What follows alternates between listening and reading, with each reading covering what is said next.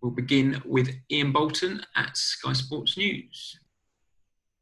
Afternoon, Frank. You good? Yes, good, thank you. Good. Let's make a start. How's the squad looking for this match? Ngolo Kante came off against Watford. Is he going to be okay? And how do things stand with Tomori and Kovacic? Yeah, Kante won't be in the squad. Hurt his hamstring, low-level hamstring injury. So we're hoping it'll be a week or so. Kovacic trained with us today. He's not ready for this game. Hopefully the next. And Tomori still not ready. Had a small setback in training. Hopefully next week.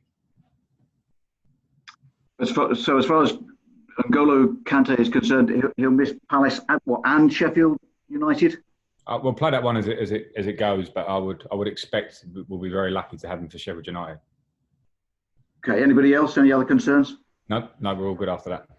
Okay. Look, 3 wins out of 4 in the Premier League since the restart, just the one defeat. After the weekend win over Watford and the manner in which you played, do you sense that things are very much back on track?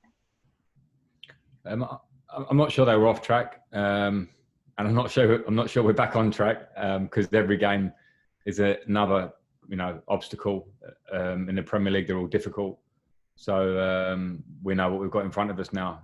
Short period of games that are going to get us hopefully to where we want to be in the season or not. So we just have to take it at face value. Crystal Palace, a very difficult team to play against, a very good team, very organised, good individual players that can hurt you as well defensively. So I'm not too concerned of where we're at. I just want us to approach the game in the right way.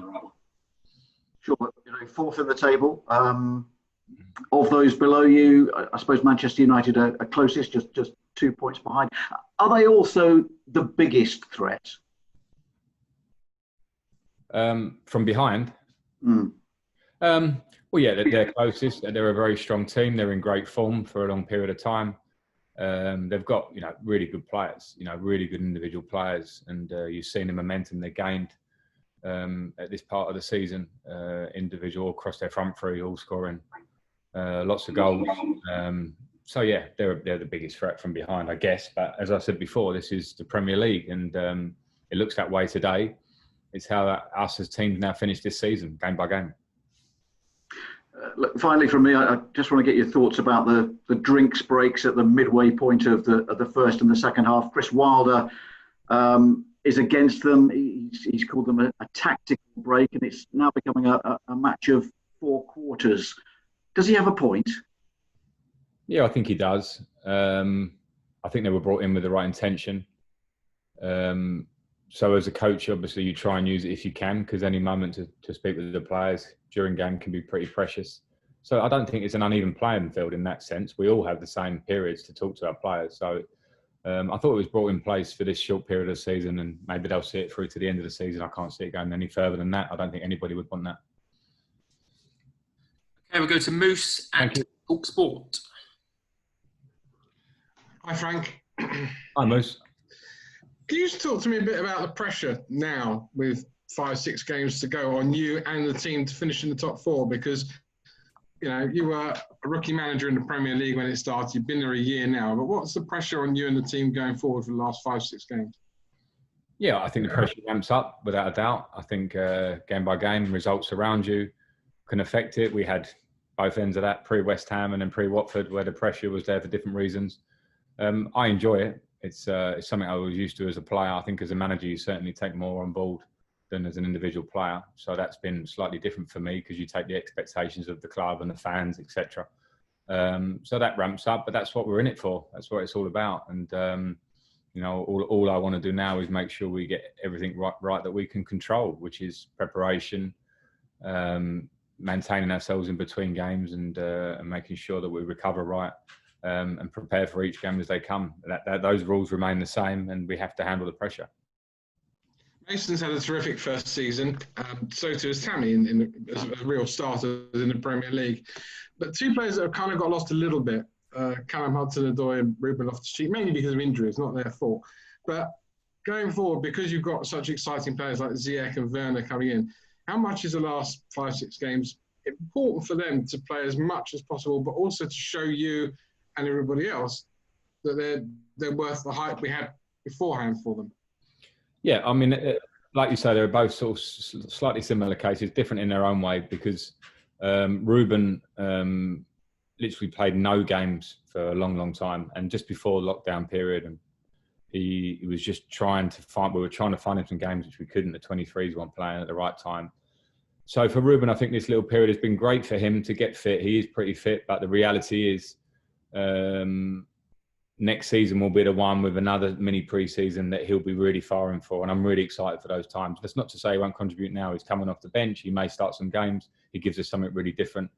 And with Callum, I think he's the same. He's played more games than Ruben this year, and I think he really needs to work hard daily in training, and do the right things daily. And when he gets his opportunities, whether from the bench or to start, really show input in games, really show a difference. You know, we're seeing at the moment with what Christian Pulisic and what Willian are doing in the team. And when Callum comes into the team or comes on or starts, he has to show something similar in what he can do for us. So they're both young, and I both believe and trust in them. And this little mini period is good. They can certainly make impacts in their own ways. John Southall, BBC5 Live. Hi Frank, how are you doing? Hi, good, thanks. No Kante, so is this the time for Jorginho to come back in, and how's he taken not playing? Because obviously he's a player who's been used to playing pretty much all the time. Yeah, he's been very professional about it. He wants to play as every player does. It's one of the hardest parts of the job, is telling the player they're not playing or picking a squad and leaving out players, particularly when they train well. And Jorginho always trains well. But he's handled it professionally, and that's what I'd expect. It's important that players, through the course of a long season, in a competitive squad like we have, are there to support players when they're playing and they're out. And he's done that, to be fair. So we'll see with my selection tomorrow. Well, what's the thinking been behind not playing him? Because I think I'm right saying before the lockdown, he started 23 of the 29 games, and he's yet to feature. What's your thinking been there? I don't want to go into the personal details of positional and tactical and why I pick a team. I just have to pick a team as I see best. So they're just my choices. Okay, Ian Irvin, PLP. Hello, Frank. I was interested in what you said before about welcoming the pressure and the way that the dynamic of different results around you affects your team. A lot of managers would say that they just want their players to ignore what's happening around them in the table. Do you actually embrace that more? I think the reality is that I'd like to think they're not ignoring what's happening around them. Football's on. It's never been more on TV or viewed than it is at this moment in time. I expect them to buy into that and want to see what results are happening around us. I think that's pretty much human nature. And on a sporting level, I think that means that you care and you want to see what's happening. And then there has to be a slight switch off and a flip to the fact that you focus on yourself. So we can't control the other games. We're interested in them, but we can certainly control what we do. So it can fire you up a little bit, seeing what's happening around you. But the positioning we're in means a lot is in our own hands. And that's the main thing. When we train, when we prepare, when we play, that we focus absolutely on how we put out the best performance. Okay, last two in this section, Jerry Cox, followed by Dom Farrell. Hi, Frank. You okay? Hi, Joe. Yeah, good. Thank you. If it wasn't for the pandemic, we'd be in the middle of Euro 2020, I think. And it's been put back a year. And a lot of people saying that's good for England because there's so many young players coming through. I mean, we see Mason Greenwood at United. But looking through your team, there's, 5 there already, and possibly Reece James who might come into it. Do you think Chelsea are in the position where you could be providing the future of the England team for a few years to come now? I'm not sure about that. I've spoken so much about the younger players this year, and they've all deserved their praise at the right times. But it will always be on them individually in their England careers as to how they go forwards. Whether it's how they train here, how they play here, which means selection, which means when they go, can they train well enough? Can they play well enough to stay and be important to the England team? So I don't think I can sit here now and say my 5 and 6 are going to do that for this period of time. Individually, they will all have their own aims. They certainly will have capabilities to be big parts of Chelsea's future and hopefully England, but that's in their hands. Okay, last question, Dom Farrell from Perform. Hi there, Frank. Yeah, just a quick one on Christian Pulisic, who I know there's been a little bit of talk last few weeks of people comparing to Eden Hazard, and maybe that's not a route you want to go down. But I was wondering if you could explain, having played with Eden, What makes Christian different? What are some of his different qualities that, you know, maybe some of us aren't looking at when we're trying to make that comparison?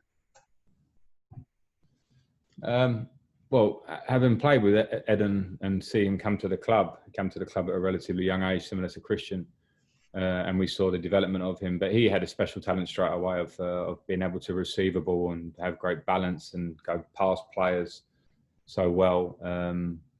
And he would almost draw a lot of players towards him to open up space for others, and he was pretty unselfish in how he would make assists in that way.